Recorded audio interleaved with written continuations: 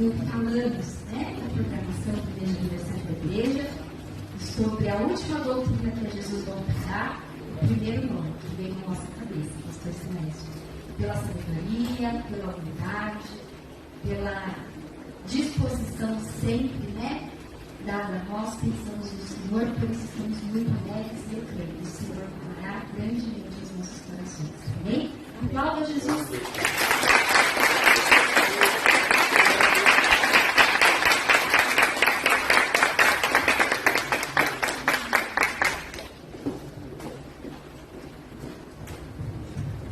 Boa noite. Paz seja com todos vocês. Amém. Que bom que vocês pensaram no Senhor, né? Que o Senhor fala realmente, né? O Senhor nunca deixa de falar. Brincadeira. Um prazer estar aqui com vocês. Muito prazer.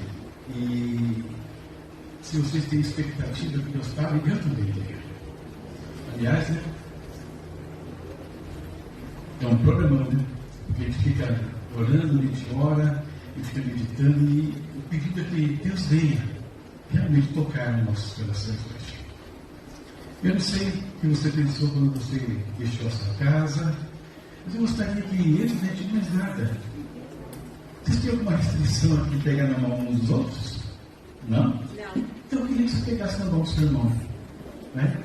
Nós ficamos numa época atrás aí sem poder pegar na mão, sem poder abraçar. Eu gostaria que você pegasse na mão do seu irmão com todo carinho, com todo respeito e fechasse seus olhos um pouquinho.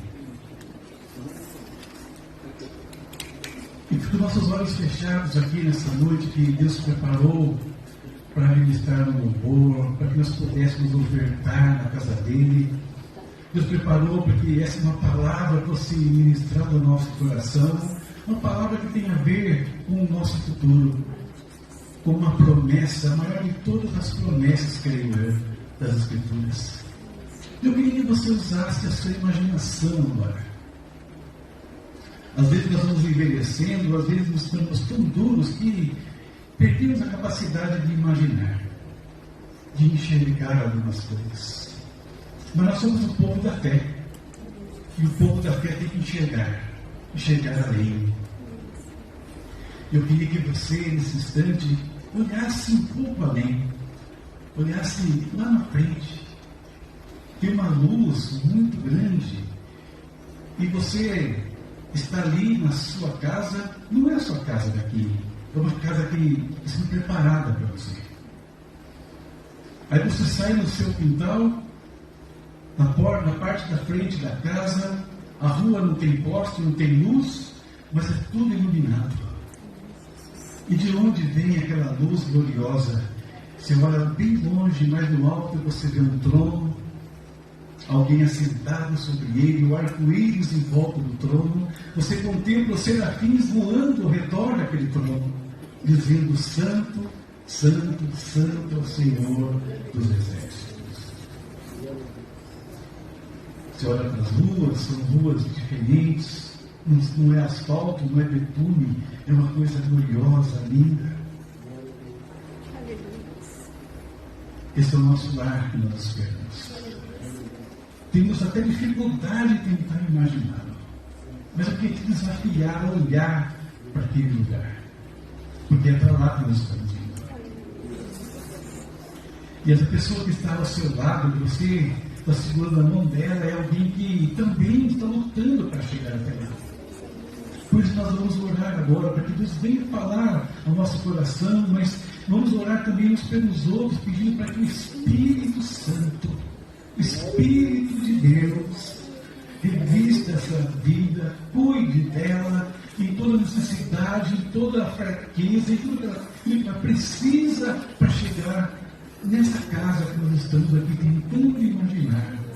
As ruas de ouro, a glória de Deus, casas que, disse o Senhor Jesus, Ele foi preparar para nós e que Ele vem dia para nos buscar. Pai eterno, em nome de Jesus, nós te louvamos, nós te engrandecemos, porque nós não somos nada, Pai, nós não somos nada. Essa é a grande verdade. E o Senhor é que nos tornou filhos por meio de Jesus Cristo. O Senhor é que mudou a nossa realidade e nos faz sonhar hoje. Por isso eu peço a Deus, não nos deixe perder este sonho, esta visão, Pai Celestial. Não nos deixe, Deus, olhar para as circunstâncias deste mundo somente, para as coisas deste mundo e esquecer que nós não somos daqui. Este não é o lugar do nosso descanso. Existe um mar que nos aguarda. Deus, estamos aqui para uma parte da tua igreja. Os irmãos aqui, Deus, da freguesia do ó, Pai. E nós queremos pedir que o Senhor fortaleça cada um, fortaleça os nossos irmãos. Deus, querido, se existe alguma coisa tentando tirá-los desse caminho, nós quebramos agora toda a ação do diabo em nome do Senhor Jesus. Nós quebramos todo o desânimo, nós quebramos, Pai, tudo que vem atrapalhar, tudo que estiver tentando, Pai, tirar os teus filhos da tua presença. Deus, aqueles que entraram aqui hoje com o coração pesado, com algumas dúvidas, que o teu Espírito envolva cada um agora e diga que venha o teu refrigério sobre nós, meu Deus.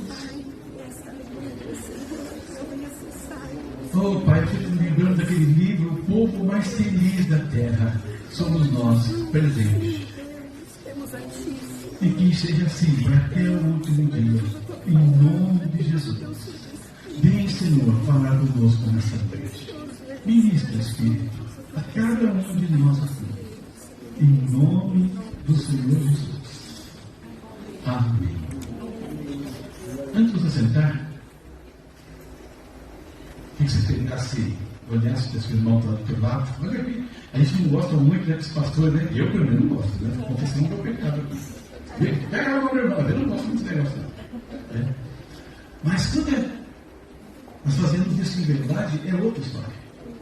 Então, que você olhasse para ele, bem nos olhos dele e dissesse o seguinte: aguenta, volta pouco, volta bem pouco, aguenta firme.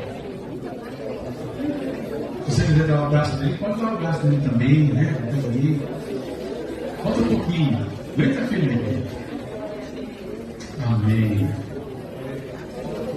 Glória a Deus. Agora você pode sentar. Glória a Deus. Bom, de antemão eu agradeço o convite, o privilégio de estar aqui com vocês mais uma vez. Mas hoje eu sou um portador de uma notícia. De uma boa, lembrando a brincadeira que fazia no passado aí, de uma boa e de uma má notícia para vocês. Sabe essa notícia que eu queria dar para vocês? Essa boa e essa má notícia? Ela tem algumas coisas curiosas que eu queria, assim, repartir antes de falar. As duas notícias são exatamente iguais, a boa e a má. Elas são tão iguais que ela tem as mesmas palavras, exatamente as mesmas palavras. Elas são tão iguais que você já conhece as duas, diria, talvez. Eu queria perguntar, qual vocês querem primeiro? A boa ou a má notícia? A boa ou a má? Todo mundo quer a má notícia primeiro? Ou alguém quer a boa primeiro? Quem quer a má primeiro? Olha aí, olha para o lado. Fica a mão levantada, dê uma olhadinha em volta de você. Você vai ajudar a ver quem é a maioria. Para baixar a mão. E quem quer a boa notícia primeiro? É mais ou menos igual, né? A boa notícia, lembra? As duas têm as mesmas palavras. E a boa notícia é: Jesus voltará. Essa é a boa notícia. Ela quer saber qual é a má notícia? É a mesma. É a mesma notícia. As duas notícias são exatamente a mesma, mas uma é boa e uma é má. É porque eu estou falando que ela é boa e ela é má, né, ao mesmo tempo. Porque pensa um pouquinho comigo. Jesus voltará. É uma coisa legal, sim ou não? Sim. É a nossa esperança, sim ou não? Sim. Nós queremos, sim ou não? Sim. Só que, quando nós olhamos a parábola das virgens, né, nós cantamos aqui, até um cântico falando sobre as lamparinas. Por falar em lamparina, gente, pega minha mochila um pouquinho, para você se pegar uma coisa que está aí. Quando nós falamos das virgens, da parábola das 10 virgens de Mateus,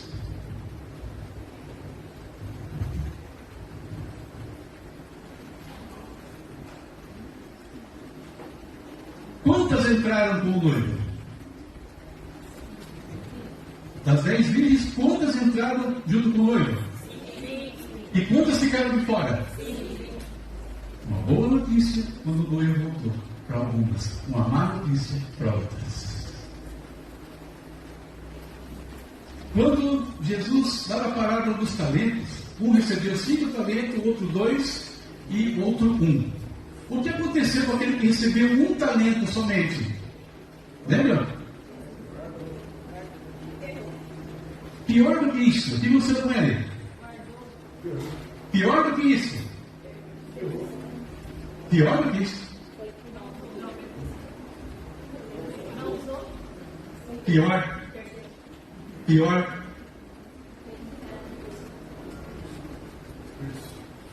Pior. Pior. Vamos ver, daquela que eu estou pelo pior para vocês aqui. O que aconteceu com ele?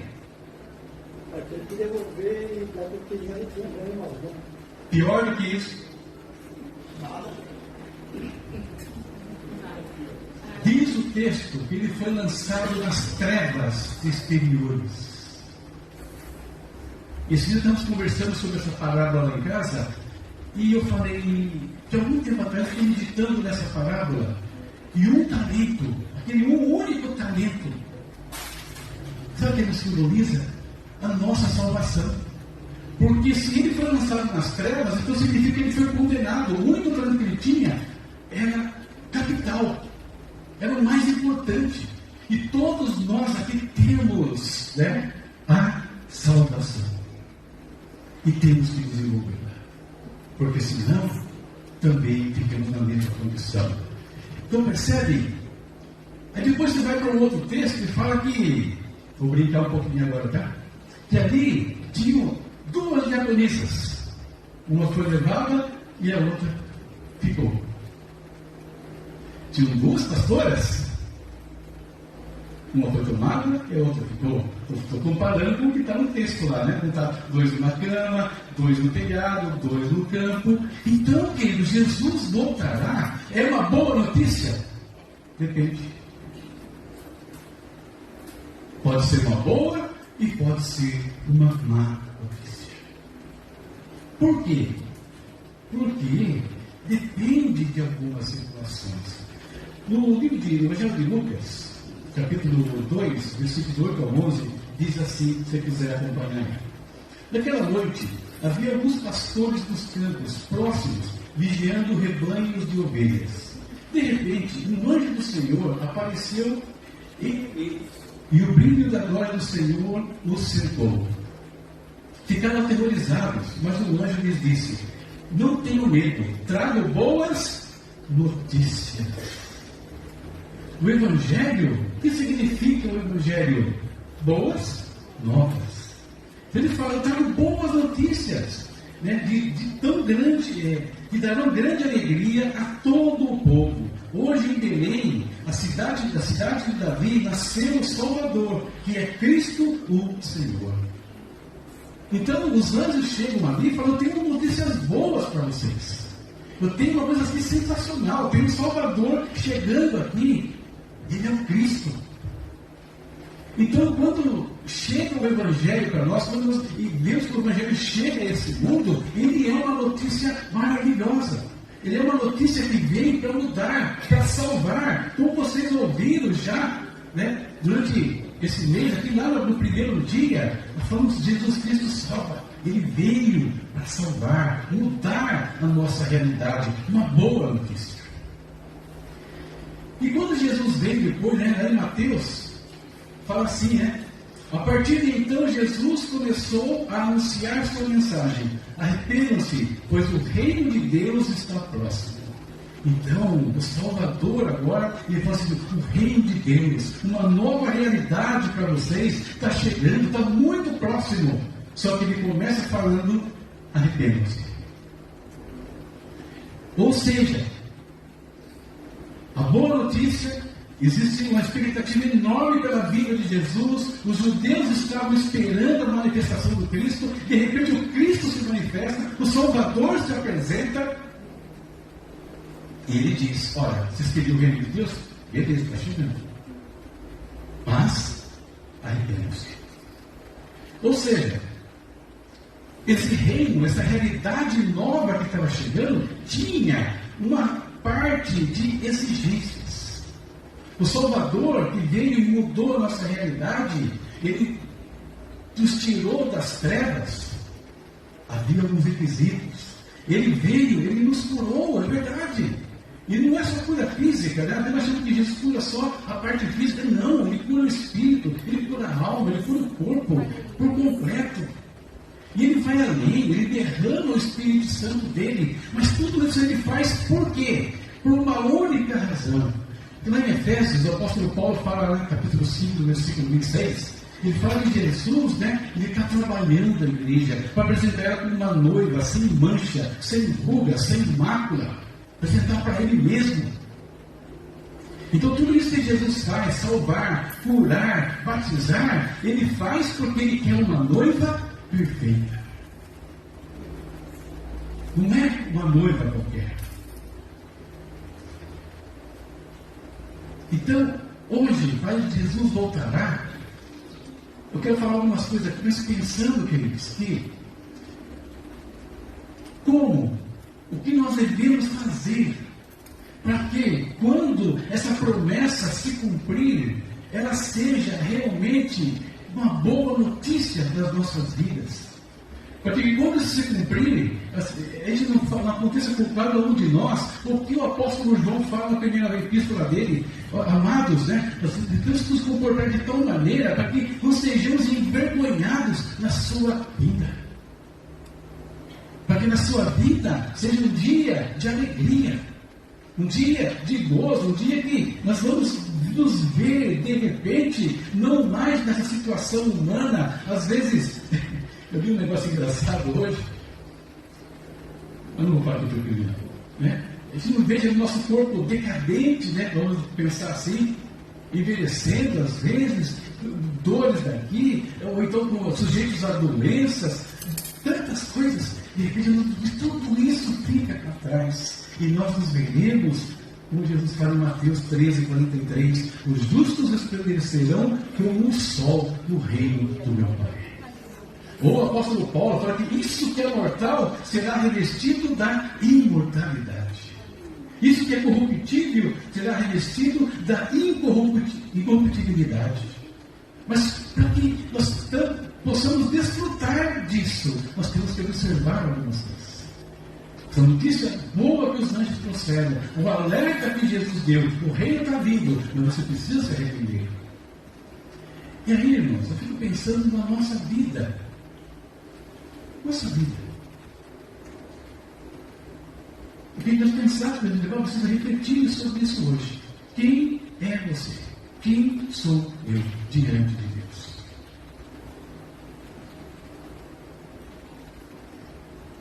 Há muito tempo atrás, um pensamento passou pela minha cabeça e eu fiquei olhando para os sacerdotes católicos, e eu ficava vendo aquela situação geral de doutrinas, como que eles ensinam. Eu falei: Deus, eles sabem que eles estão errados ou não? Será que eles sabem que eles estão errados? Aí quando o tempo foi passando, e aí eu me envolvi com a igreja, aí eu conheci pastores, outros pastores, e aí eu cheguei à seguinte conclusão: que eles sabiam que eles estavam errados. Porque eu vi homens, mulheres, que eram líderes, que eram servos de Deus, que sabiam que estava errado e viviam no erro do mesmo jeito. Então, nós, quem somos nós diante de Deus? Nós estamos aqui, nós estamos servindo a Deus porque nós somos cristãos de verdade, nós fazemos parte dessa noiva de verdade, ou porque de repente já nos acostumamos a vir para a igreja. Já é hábito, se eu não venho, se sente falta, mas qual é a nossa relação de verdade com Deus? Até onde nós compreendemos mesmo o Evangelho que nós dizemos acreditar, o Cristo que nós dizemos servir? Qual é a nossa relação de verdade com Ele? Porque o apóstolo Paulo, lá atrás, quando você vê a história dele, antes do livro de Atos, ele achava que estava servindo a Deus. Ele achava que tudo que estava fazendo era o que Deus queria que ele fizesse. Mas no dia que ele teve um encontro com Cristo, o que acontece? Ele ficou cego. E quando Ananias, sob a direção de Deus, ao olhar pelo apóstolo Paulo, fala o texto bíblico que caiu dos olhos dele como que escamas. E aí ele compreendeu quem era Cristo de verdade. E queridos, nós podemos correr o mesmo risco hoje de termos o nome de cristãos, e temos o nome de servos de Deus, sermos conhecidos até por isso, mas de repente estarmos ainda com o nosso entendimento, com os nossos olhos velados para aquilo que é Evangelho, para aquilo que é servir a Deus de verdade. Podemos. E só Deus, só o Espírito Santo pode fazer com que essa coisa caia no nosso entendimento e a gente acorde. Porque às vezes tem a impressão que a igreja de Cristo, ela não sabe quem ela é.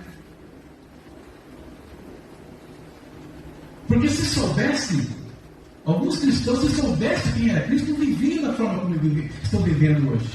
Viveriam de maneira diferente. Efésios 4, no capítulo 4, versículo 1, o apóstolo Paulo diz o seguinte: rogo-vos, pois, eu, o prisioneiro do Senhor, andei de modo digno da vossa vocação.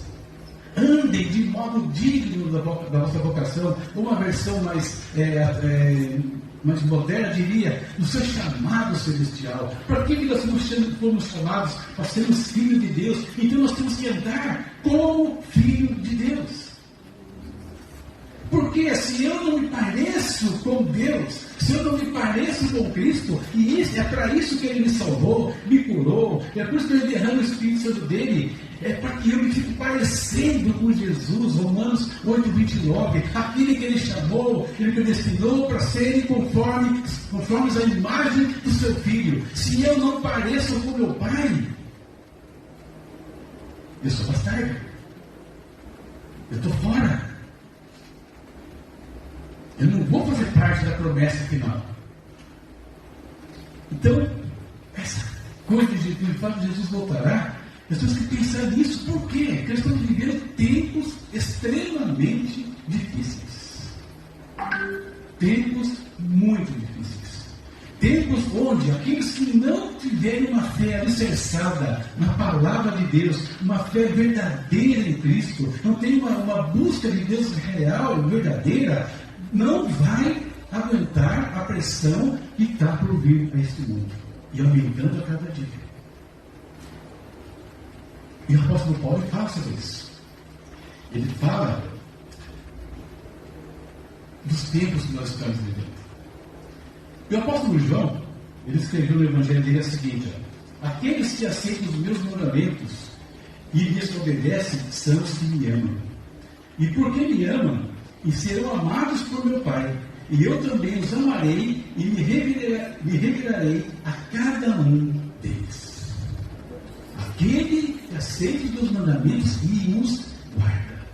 Esse, demonstra que de fato ama a Deus, e Jesus fala: eu vou me revelar para vocês.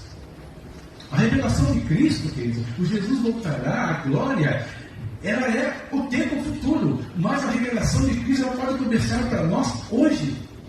Nós podemos ter uma vida poderosa em Deus hoje, agora. E precisamos por nós. E precisamos pelo mundo. Porque eles só vão crer se nós queremos. Se nós vivermos. Se nós não andarmos de qualquer maneira. Ou seja, vamos criar pessoas à nossa imagem. Vamos pensar assim. Tem um vídeo muito antigo, mas é muito interessante. O nome do vídeo, eu acho que até passei uma vez aqui, eu não tenho mente, eu acho. Criança vê, criança faz. E é um vídeo que vai mostrando o que as crianças vão reproduzindo dentro dos adultos. Ora, nós somos filhos, nascidos de novo. Aqueles que nascerem de novo vão seguir os exemplos daqueles que chegaram primeiro. E qual é o exemplo que as pessoas veem em nós hoje? Qual é o exemplo? Será que nós estamos trazendo pessoas juntos conosco para fazer parte dessa promessa? Jesus voltará? Ou podemos estar comprometidos tanto a nossa fé, nossa vida, nossa segurança, quanto a deles? Quando Jesus voltará, é uma notícia maravilhosa, mas também pode ser uma péssima notícia. E o que é pior, uma notícia, se você recebê-la em determinado momento, não há mais o que fazer. Esse é o mais pior. Os tempos difíceis, né? Vou ler aqui alguns textos para vocês sobre tempos difíceis. Presta bem atenção. Primeiro, Paulo falando com Timóteo. Saiba que nos últimos dias haverá tempos muito difíceis. Porque as pessoas só amarão a si mesmas e ao dinheiro. Serão arrogantes e orgulhosos, zombarão de Deus, desobedecerão aos seus pais e serão ingratas e profanas. Não terão afeição, nem perdoarão, caluniarão outros e não terão autocontrole. Serão cruéis e odiarão o que é bom. Trairão os amigos, serão imprudentes e cheias de si, e amarão os prazeres em vez de amar a Deus. E a parte que pega para o nosso lado aqui é essa aqui, ó. Serão religiosos apenas de aparência. Qual é a nossa relação com Deus? É de verdade ou só de aparência? Apocalipse, uma das cartas, Jesus escreveu assim: tem nome de que vives, mas está morto. Nós temos o nome de cristão, e cristão tem que viver. Estamos vivos? Ou estamos vivendo como os mortos? Serão religiosos apenas de aparência, mas rejeitarão o poder capaz de lhes dar a verdadeira devoção. Fique longe de gente assim. São tempos difíceis. É o que nós estamos vendo acontecer no mundo. Agora, o que Paulo escreve para os romanos, é mais sério ainda. Porque isso aqui deixa nítido o que está acontecendo nossos dias de maneira assim, mais cristalina. E ele escreveu: sim, eles conheciam algo sobre Deus, mas não o adoraram nem lhe agradeceram. Em vez disso, começaram a inventar ideias tolas, e com isso a sua mente ficou escurecida e confusa. Dizendo-se sábios, tornaram-se loucos. Trocaram a grandeza do Deus imortal por imagens de seres humanos mortais, bem como de aves, animais e répteis. Por isso Deus os entregou aos desejos pecaminosos do seu coração. Como resultado, praticaram entre si coisas desprezíveis e degradantes com o próprio corpo. Trocaram a verdade sobre Deus pela mentira. Desse modo, adoraram e serviram coisas que Deus criou em lugar do Criador, que é digno de louvor eterno. Amém. Por isso Deus os entregou a desejos vergonhosos. Até as mulheres trocaram a sua forma natural de ter relações sexuais por práticas não naturais. E os homens, em vez de ter relações sexuais normais com mulheres, arderam de desejo uns para com os outros. Homens praticaram atos indecentes uns com os outros homens, e em decorrência desse pecado, sofreram em si mesmos o castigo que mereciam.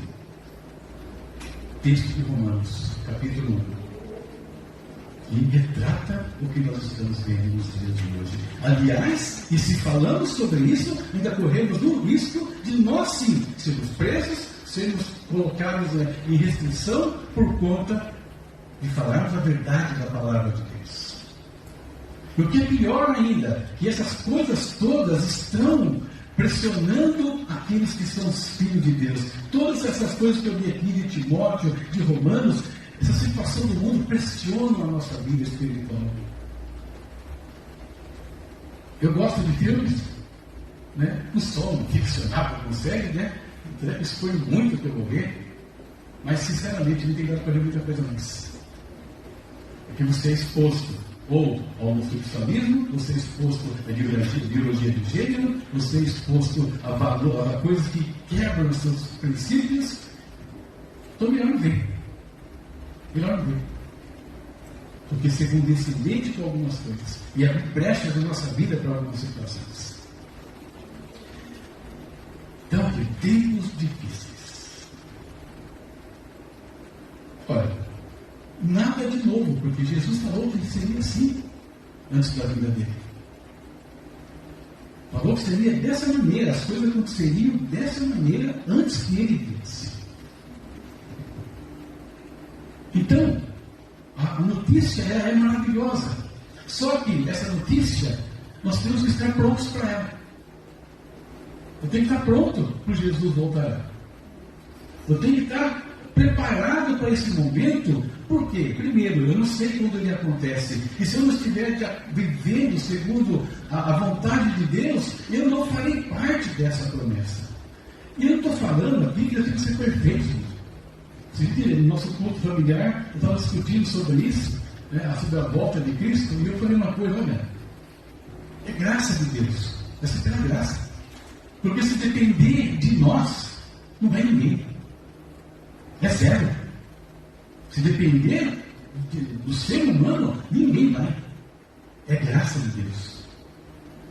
E é graça manifestada naqueles que estão se esforçando, que estão batalhando pela sua fé, que estão com todas as dificuldades, tropeçando, caindo, mas fala com Deus, pede perdão, né? Ora e continua, porque quer chegar até a presença de Deus, quer chegar até o reino.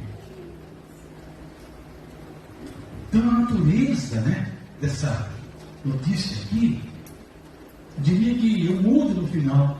Não são duas notícias, é uma notícia só. Jesus voltará, Deus. É promessa dele. Ele vem nos buscar. Por mais que o nosso coração parece que não, às vezes não dá bola para isso. Nosso coração parece que, entendeu, fechado. Nosso anseio não é esse. Qual é o nosso anseio, às vezes? Eu estou olhando só para as circunstâncias, eu estou olhando só para as coisas desse mundo. Não está errado. Nós podemos crescer, podemos desenvolver, podemos sim, mas nós temos que nos lembrar onde é o nosso lar, e não é aqui. Nosso lar não é aqui, nosso descanso não é aqui, é mais para frente, é mais para o alto, né? Eu diria até. Então, a notícia acaba sendo duas, é uma só. Mas quem define se ele é bom ou se ele é má? Eu não sei. Eu que defino a natureza dessa notícia. Nós falamos sobre lamparinas.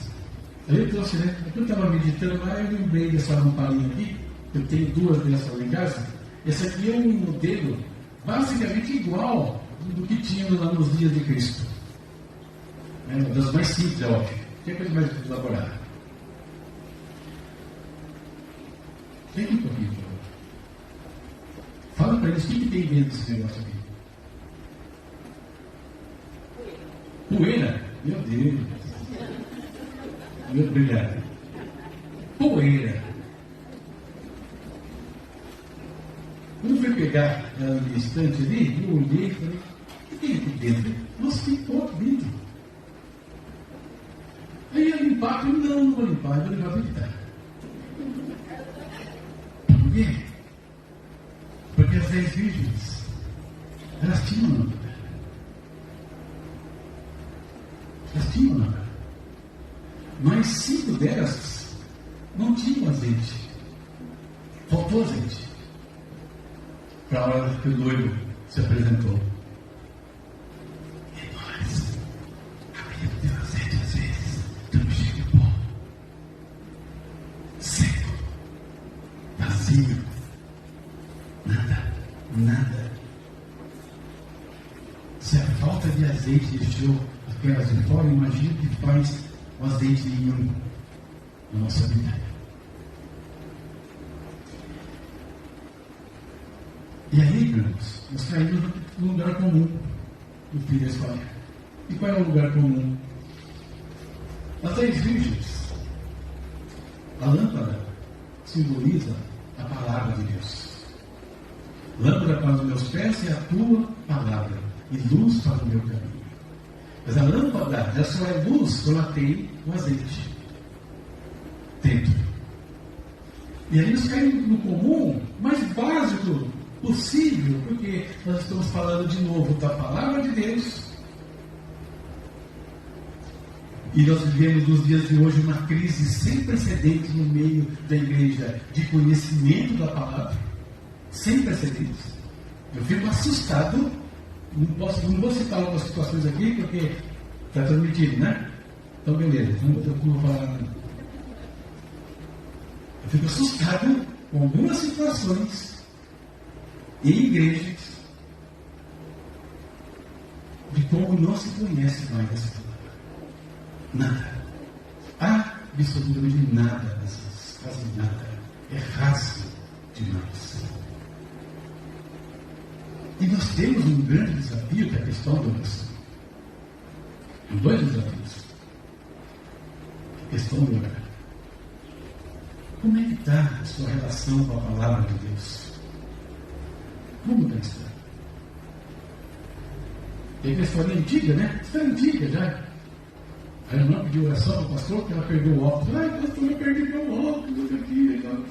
Me ajuda aí, me abençoa, eu comprar outro óculos, né? Eu vou orar, irmã, fica tranquila. Deus vai prover que você comprou outro óculos. Passou uma semana, a irmã voltou. Né? Aí, querida, conseguiu comprar o óculos? Ai, pastor, eu não precisei. Não, por que não precisou? É que eu fui mexer na minha Bíblia, estava lá dentro. A gente ri. Mas talvez alguns aqui queriam chorar. Qual é a relação de sua com a palavra de Deus? Lê. Vai bem na sua Bíblia. Porque se você não tem nada com a palavra, você está com problemas, porque às vezes não tinha a palavra. Tinha que ter a palavra. Um pouco, pelo menos, tinha que ter. E orar, queridos, orar é um desafio enorme que muitos enfrentam. Eu sei disso, eu sei que é um desafio que é, eu sei a luta que é no tempo de oração. A disciplina, assim, tudo conspira para que a gente não ore, para que a gente não leia a Bíblia. Mas a grande verdade é que nós fazemos aquilo que nós priorizamos. Essa é a grande verdade. E quando nós queremos, quando surge qualquer emergência no meio da madrugada, um filho fica doente, você fica doente, não tem dificuldade, chama alguém, pega o carro, vai para o hospital, qualquer horário que necessitar. Mas quando se fala em nos encher, em nos prepararmos para a volta de Cristo, as desculpas são mil e uma. Essa é a verdade. Nós damos atenção para aquilo que nós priorizamos. Não tem conversa. Você já teve uma greve aí, de ônibus, se não me engano? Foi assim, não é muito. Eles estavam em casa, vendo o problema da greve, como é que fazer para minha filha ver como é que ela ia trabalhar, tal. Nem lembro como é que resolveu, mas eu fiquei lembrando, eu comentei com a Silvana, falei, engraçado, né? A gente vê o pessoal tudo reclamando da greve, não dá para ir trabalhar. Eu acho muito engraçado esse negócio. Eu falei, por quê? Nós estamos casados há quantos anos? 36 anos. Pô, quantas vezes, nesses 36 anos, você viu ficar em casa por causa de greve de transporte? Não quer dizer que ninguém sempre tive carro, não. Quantas vezes eu fiquei em casa de transporte? Não fiquei com isso. Eu sempre achava um jeito. Podia chegar até 2 horas atrasado. Mas Sempre fui. Enchente de São Paulo, aqui, quando está enchente de São Paulo, é um terror, né? Também, achando meus caminhos lá e dava sempre para trabalhar. Nunca faltei para essas coisas. Faltei de preguiça, às vezes. Isso é verdade. Não é por causa de greve, não. Então, por quê? É por questão da prioridade. É a questão do que eu gosto, do que eu quero fazer, do que eu amo. Irmãos, não tem prioridade maior do que essa aqui, do que a volta de Cristo na nossa vida. Não existe. Nada pode nos comprometer quanto a isso. Nada. E aí eu quero terminar falando o seguinte. Vamos supor, por uma catástrofe, dia do arrebatamento, tocou a trombeta, e de repente você dá uma olhada em volta, e a sua família toda que era cristã não está mais lá, só tem as roupas pelo chão. E um dia aconteceu isso comigo, entre aspas. Eu cheguei na minha casa tarde da noite, cheguei no botão da igreja, cheguei em casa tarde, era 1h da manhã, bati na porta. Primeiro estranhei, e do caminho do ônibus até chegar em minha casa, achei muito quieto. Sabe quando coisa muito quieta, nem um cachorro latindo, nada. Que silêncio estranho. Estranhei aquele negócio, né? Então fui. Aí bati na porta de casa, que estava sem chave, ninguém abriu. Bati 2 vezes, 3 vezes, 4 vezes, dei soco na porta e ninguém abriu. A hora que eu lembrei quem estava dentro de casa, meu coração gelou. Porque dentro da minha casa só estavam meus irmãos pequenininhos. Minha mãe não estava lá, nem meu pai. Minha mãe ia chegar ainda um pouco depois de mim, eu trabalhava um turno da noite, chegar depois desse horário ainda. Eu até esperava ela chegar às vezes. E quem estava lá dentro era só os pequenos. Eu falei, meu Deus, pequeno. Aí deu soco lá para desesperado. Graças a Deus, alguém acordou. Não tinha ficado. Então, vamos supor que ele levar a ver que você fique para trás. Catástrofe. É uma catástrofe. Mas, ainda é possível resolver o problema. Vai ser difícil? Muito. Porque esse mundo aqui vai estar debaixo do governo do diabo. Direto. Tudo que é coisa de Deus, ele vai acabar com tudo. E quem insistir em servir a Deus, também vai correr risco de vida. Vai ter que fugir do mato, você ir lá para algum lugar aí, se quiser sobreviver 7 anos até que Cristo volte novamente. Mas é possível escapar da besteira que fez. Mas existe uma outra circunstância que não tem como escapar. E você sabe do que eu estou falando, né? Eu estou falando da nossa parte. Nós temos que resolver aqui. Eu tenho que estar pronto agora. Porque eu não sei se daqui a pouco eu boto o pé para fora aqui e não caio no mundo. Eu não sei. Pastora, eu te acompanhei umas histórias aí e teve mais de uma, hein? Não foi só uma, não. Eu conheço pelo menos 2. De pastores que foram pregar em outra igreja e morreram lá. Eu conheço um pastor, eu conhecia, ele vinha aqui em São Paulo 2 vezes por ano, quando eu ficava ali, ele fazia ovo de Páscoa, ele e a esposa, ele vinha trazer ovo de Páscoa para a gente comprava para ajudar eles lá no interior. Foi ele um deles, ele foi pregar em Goiás, e lá em cima do topo, em Goiás, ele foi embora para cima. Nós sabemos, queridos, e aí não tem o que fazer. Se eu não estiver em ordem com Deus, não tem mais o que fazer, porque a minha vida eu resolvo agora. Então não tem espaço para negligência em relação à vida de Cristo, aos encontros com Ele. Não tem espaço. Eu tenho que estar pronto o tempo todo. Então hoje, talvez você fizesse uma palavra, né? Talvez, eu não sei como é que foi umas palavras de salvação, aquela coisa, e gente aceitou Jesus, né? E festa aquela coisa toda, e batismo do Espírito Santo. Talvez alguns tenham sido curados, mas hoje a minha palavra é para nós, de advertência.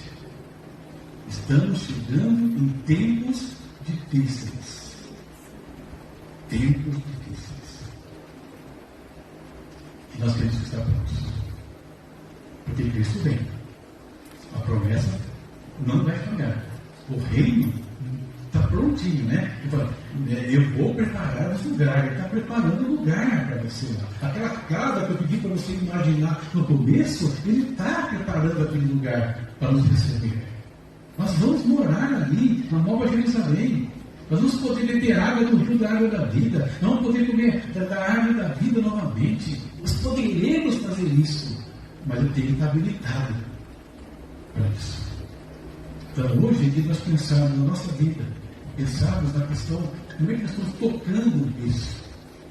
Se nós estamos tolerando o pecado do nosso coração. Tolerando algumas coisas que nós sabemos que não faz bem, mas a gente acostumou. Aquilo é gostoso. Né? Ou nem, às vezes nem é tão gostoso, mas você já está escravo dessa situação. E queridos, nós podemos enganar a nós. Mas não a Deus. Ele sabe quem somos dele e quem nós somos. Então, Jesus voltará. Boa notícia ou má notícia? Você quer saber. Eu estou tentando para mim ser manchete de primeira capa celestial. Voltou. Né? Aí vou procurar aquela lista enorme no meio do jornal. Está lá. Bom, vai ser silêncio, né? O seu nome vai estar lá. Eu sei que meu nome está lá. Faz só eu saberei meu nome. Então, opa, estou aqui. Beleza. Então nós definimos se é boa ou má notícia. Se será uma boa ou má notícia. Amém? Vamos ver.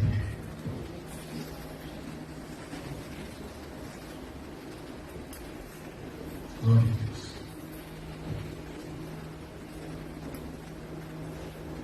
Feche seus olhos um pouquinho. Hoje não é Santa Ceia.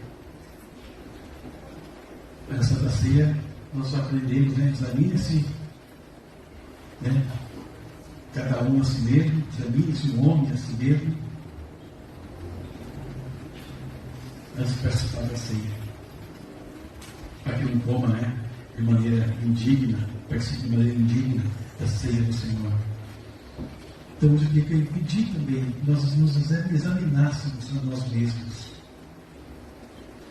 Porque ninguém aqui sabe, meu irmão, minha irmã, jovens, ninguém aqui sabe de verdade o que se passa dentro do seu coração. Somos filhos de Deus. E você sabe se tem alguma coisa que precisa mudar. Você sabe. Então Deus está presente aqui. O Espírito Santo está presente aqui agora. Você não precisa falar. Você não precisa falar em voz audível. Porque o Espírito, né, diz a palavra, ele penetra no nosso coração, na nossa mente. Ele intercede por nós com gemidos inexprimíveis, diz a palavra também. Então, abra-se para o Espírito de Deus agora. Confesse a Jesus aquilo que talvez pudesse comprometer seriamente a sua estada com Ele, se Ele voltasse nesse instante. Você sabe que talvez você estivesse fora. Peça a Ele para purificar o seu coração, purificar a sua mente. Peça a Ele para que pelo sangue precioso lave a sua alma. E todos nós, podemos pedir a Deus que Ele nos fortaleça. Pedir a Deus que Ele nos revista de graça, nos revista de poder, discernimento, nos dê forças, nos dê entendimento da palavra, nos dê disciplina na busca da presença dEle, nos dê disciplina na oração, porque nós queremos ser transformados, queremos parecer com o nosso Mestre. Nós queremos que quando Ele chegar aqui, Ele não tenha dúvidas. Os anjos não tenham dúvida na hora de separar aqueles que vão subir.